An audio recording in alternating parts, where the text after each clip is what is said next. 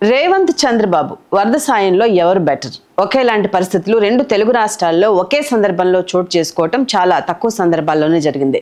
ఈ 10 ఏళ్లలో ఒకే సందర్భంలో భారీ వర్షాలు, వరదలు లాంటివి చోటు చేసుకోవటం, ఒకేలాంటి పరిస్థితులు రెండు రాష్ట్రాల్లో చోటు చేసుకోవటం ఇదే తొలిసారి. ఏపీలో విజయవాడ దారుణంగా ప్రభావితమైతే తెలంగాణలో ఖమ్మం పట్టణం ప్రభావితమైంది. అటు విజయవాడ ఇటు ఖమ్మం పట్టణాల్లో అత్యధిక భాగం వరద నీరుతో నిండింది. లక్షలాది మంది ప్రజలు సాయాన్ని కోరుకున్న పరిస్థితి. అంతేకాదు రెండు రాష్ట్రాల్లోనూ ఒకే సందర్భంలో వేలాది ఎకరాల పంట దెబ్బతినటంతో పాటు ఆస్తి నష్టం భారీగా జరిగింది. ఇటీవల కాలంలో విపత్తులు చోటు చేసుకున్న సమయంలో మరణాల సంఖ్య తక్కువగా ఉంటే ఈసారి రెండు రాష్ట్రాల్లోనూ నమోదయ్యాయి. రెండు రాష్ట్రాల్లోనూ ఒకే సందర్భంగా విరుచుకుపడిన వరద వేళ రెండు ప్రభుత్వాలు ఎలా స్పందించాయి, అక్కడ ప్రతిపక్షాల రియాక్షన్ ఎలా ఉంది, ముఖ్యమంత్రుల పనితీరు సంగతి ఏంటి లాంటి ప్రశ్నలు తలెత్తాయి. వరద తీవ్రత రెండు రాష్ట్రాల్లోనూ ఒకేలాంటి పరిస్థితి ఉంది. రెండు రాష్ట్రాల్లోనూ విపక్షాలు అధికార పక్షం వైఫల్యాలపై విరుచుకుపడ్డాయి. ఏపీలో వైసీపీ అధినేత జగన్మోహన్ రెడ్డి సోమవారం వరద ప్రభావిత ప్రాంతాల్లో పర్యటించి దగ్గర నడుము లోతు వరకు ఉన్న వరద నీరు ఉన్న ప్రాంతాలకు వెళ్లి మరీ బాధితులను పరామర్శించడం కనిపించింది. తెలంగాణలో మాత్రం అందుకు భిన్నంగా కేటీఆర్, హరీష్ రావులు మాత్రం సోషల్ మీడియాలో పోస్టులతో ప్రభుత్వంపై పెద్ద ఎత్తున విమర్శలు సంధించారు. వైఫల్యాలపై విరుచుకుపడ్డారు.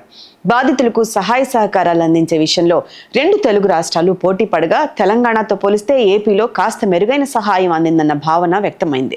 తెలంగాణలో ముఖ్యమంత్రి మాత్రమే కాకుండా కొందరు కీలక మంత్రులు పొంగులేటి, శ్రీధరబాబు లాంటి వారితో పాటు సీనియర్ నేత తుమ్మల్ లాంటి వారు బాధితుల వద్దకు వెళ్లి వారిని ఓదార్చే ప్రయత్నం చేయడం కనిపించింది.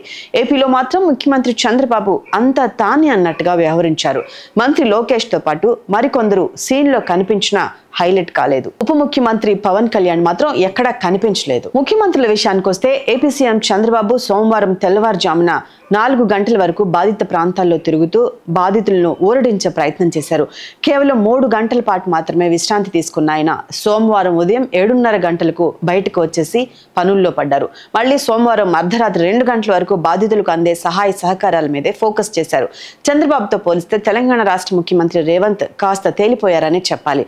అలా అని ఆయన్ని తక్కువ చేయటం కాదు, కానీ చంద్రబాబు పడిన కష్టంతో పోల్చినప్పుడు కాస్త తక్కువగానే ఉన్నారని చెప్పాలి. ఓవైపు బాధితులు తెగ ఇబ్బంది పడుతున్నా ఆదివారం మధ్యాహ్నం మాత్రమే ఖమ్మంకి వెళ్లిన పరిస్థితి. అదేదో మరి కాస్త ముందుగా వెళ్లి ఉంటే బాగుండేదన్న అభిప్రాయం వ్యక్తమవుతోంది. మొత్తంగా రెండు రాష్ట్రాల సీఎంలతో పోల్చినప్పుడు చంద్రబాబు పనితీరు మెరుగ్గా ఉండగా రేవంత్ మరింత శ్రమించాల్సిన అవసరం ఉందన్నమాట పలువురు నోట వినిపిస్తోంది. Please do subscribe to Telugu Rajyam channel. Please do subscribe to Telugu Rajyam channel. Please do subscribe to Telugu Rajyam channel. Hi అండి, నేను మీ ఆర్పీని, నెల్లూరు పెద్దారెడ్డి చేపల పులుసు ఓనర్ని. మీరు తెలుగు రాజ్యం అనే ఈ యూట్యూబ్ ఛానల్ సబ్స్క్రైబ్ చేసుకుని మంచి వీడియోలతో వస్తారు. Thank you so much. Hi people, I'm Sonakshi Verma and you please watch Telugu Rajyam and please subscribe to the channel.